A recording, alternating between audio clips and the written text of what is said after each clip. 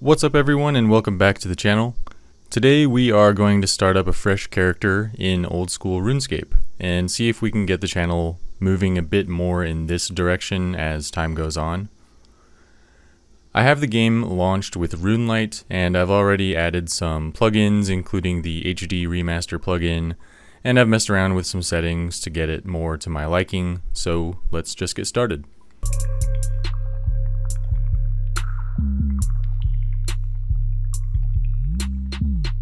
I actually started playing RuneScape in the original RS Classic version when I would have been in the 5th or the 6th grade, somewhere around 2002, 2003.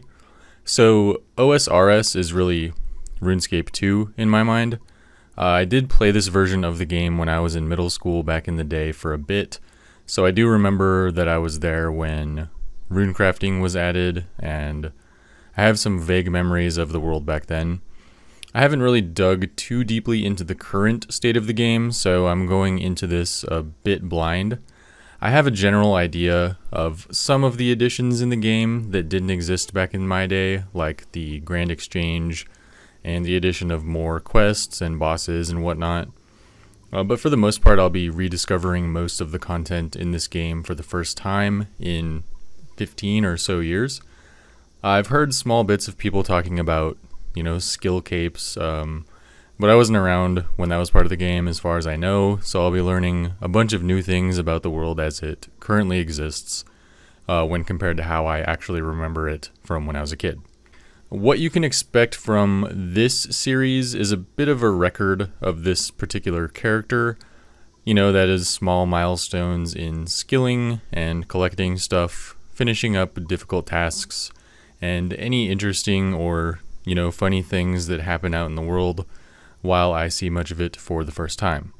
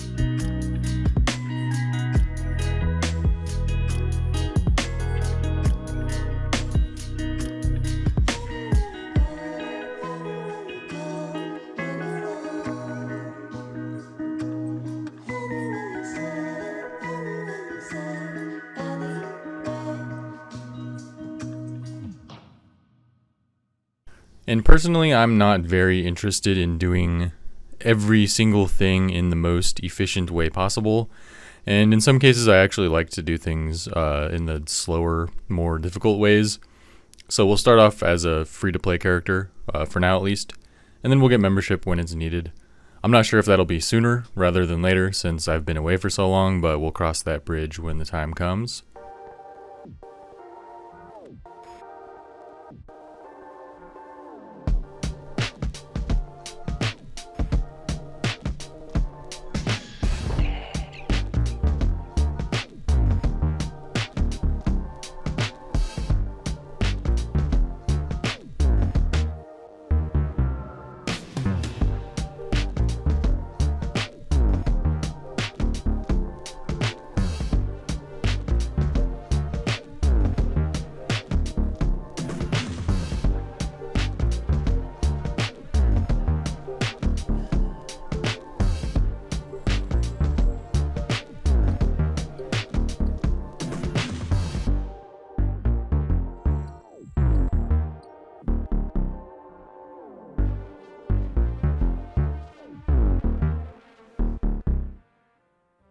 I guess I'll also mention that I don't consume a lot of gaming content myself on YouTube, so any sort of metagame or ways of doing things that are set in stone within the OSRS community aren't going to be something that I know about.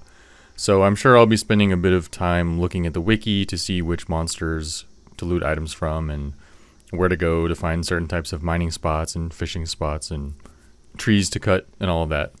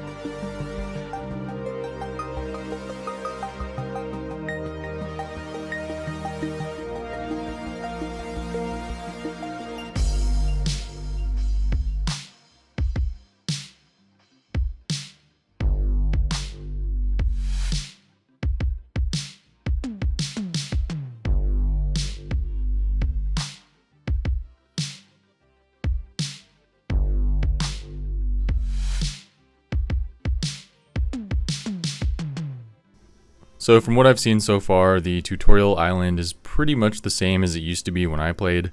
It's kind of funny to see all of these same NPCs again after such a long time. It is a little hard to parse out the tutorial island from the classic game and this version of the game, so yeah, my memories are a little bit mixed up, but most of this does seem at least vaguely familiar.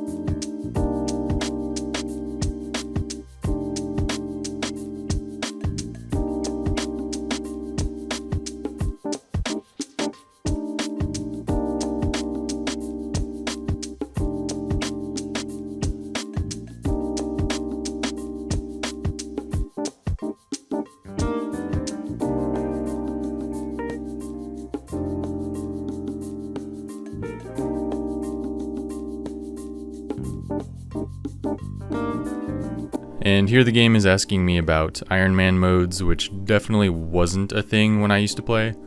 It seems to me that the normal Ironman mode would be up my alley, since we'll be able to get more grindy and a sort of satisfying experience from the game by just avoiding the Grand Exchange altogether and making it a little more difficult with the whole trade restriction thing. From what I can remember, I was already basically playing in the same way, since the Grand Exchange wasn't in the game. Any trading would have been done directly between players, but even then I don't really remember buying many materials or even selling very many materials, since they would mostly get used up in my own gameplay loops. My brain did melt a little bit when they introduced all of the different Ironman modes and group modes, but I think normal Ironman should be fine, since I'm basically a noob all over again at this point.